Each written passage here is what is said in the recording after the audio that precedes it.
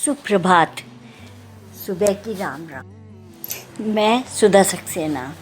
आज मैं मानव की छोटी छोटी भावनाओं के बारे में बताऊंगी और वह भावना है ईर्ष्या। ईर्ष्या वह भावना है जो विचारों और असुरक्षा की भावना को दर्शाता है। ईर्ष्या क्रोध, आक्रोश, अपर्याप्तता, लाचारी और घृणा के रूप में भावनाओं को एकत्रित करता है। ये मानवीय रिश्तों का एक विशिष्ट अनुभव है। आपको नहीं लगता कि हमें हमारी ईर्ष्या जलाती है? बाद में सामने वाले का नुकसान होता है, क्योंकि ईर्ष्या करते वक्त हमारे दिमाग के स्नायु सिकुड़ते हैं, जिसका कि प्रभाव हमारे अंतर्मन पर पड़ता है और इसका प्रभाव हमारी दिनचर्या पर पड़ता है। हम चिड़चिड़े हो जाते हैं और घर के लोगों के साथ हमारा व्यवहार गलत ढंग का हो जाता है। ये तब होता है जब यह भावना अधिक हो जाती है, तब ये अनिष्टकारी हो जाती है, अहितकारी हो जाती है। जिस व्यक्ति का हम बुरा चाहते हैं उसे पता ही नहीं चलता।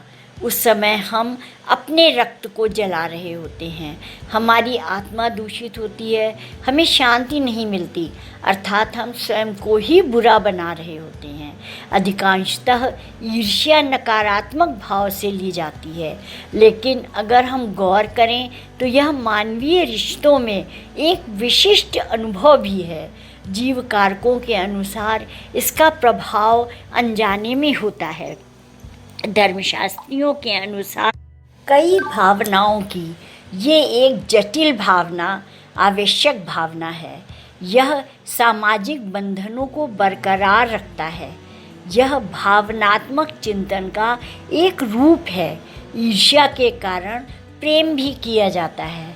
सामाजिक विकास के लिए धर्मशास्त्रियों के अनुसार यह आवश्यक है। यदि गौर से देखा जाए तो एक हद तक ईर्ष्या भाव हितकर है, लेकिन सीमा से ज़्यादा दूसरे की अपेक्षा खुद के लिए अधिक घातक है। अतः यह चिंतन योग्य विषय है कि हम दूसरे से ईर्ष्या न करके प्रतियोगिता करें। हम उससे सीखें कि हम और क्या अपने में सुधार कर सकते हैं।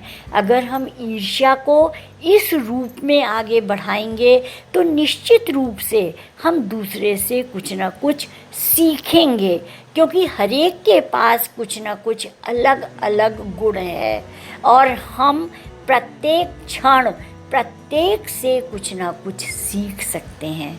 संतुष्टि मनुष्य का स्वभाव नहीं है।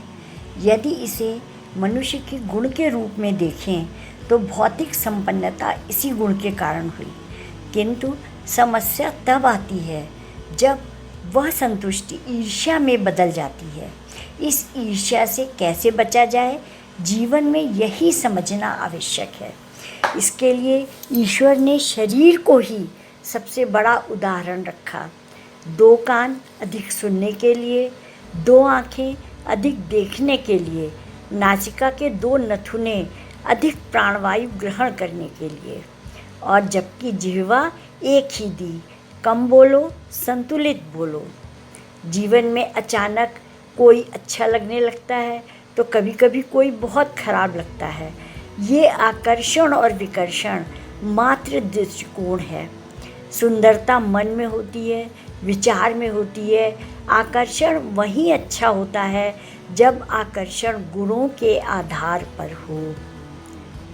सागर बाहर से कितना उन्मुक्त और भयानक लगता है कि सब कुछ बहा ले जाएगा, लेकिन अंदर उतना ही गहरा है।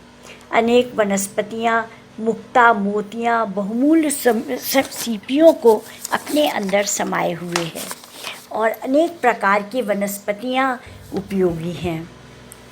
सागर के प्रति प्रत्येक मनुष्य की दृष्टि अलग होती है। कोई लहरों को दूर से निहारता है, कोई अंदर जाकर मोती निकालता है और कोई उसकी गहराई पर काव्य रचना करता है। कोई उसमें जीवन देखता है तो कोई मृत्यु देखता है। जीवन सागर की तरह है। सबका जीवन एक है, बस दृष्टिकोण अलग अलग है। यह आप पर निर्भर है कि आप उसे कैसे देख रहे हैं। धन्यवाद।